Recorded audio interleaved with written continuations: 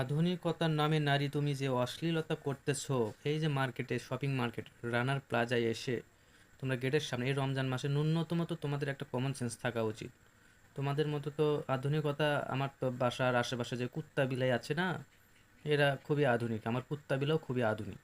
এরা কাপড় ছাড়া মানে চলাফেরা করে, এদের মতো আর আধুনিকতা আমার মানে আমার জ্ঞানে নেই।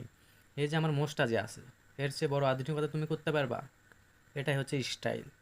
আর তোমরা যে ওই যে ওনার ছাড়া ঘুরতেছো নারী, কিছু বললেই তো বলবা যে নারী অধিকার ক্ষুণ্ণ হচ্ছে। তোমাদের অধিকার তো তোমরা নিজেরাই নিতে পারো না। হ্যাঁ, তাহলে তোমরা কিভাবে এত কথা বলো সমান অধিকারের?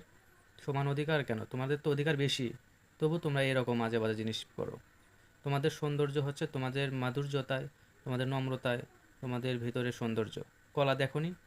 কলার চোষাটা ছিলে ফেললে কেউ আর ওটা যদি দোকানে বিক্রি করে কেউ নেবে না। চোষা ছাড়া কলা কেউ বিক্রি করে, কেউ কেনে? একদম মূল্যহীন না? আর চোষা সহ যদি কলা থাকে, ওই কলার মূল্য কিন্তু অনেক। বুঝতে হবে কমন সেন্স।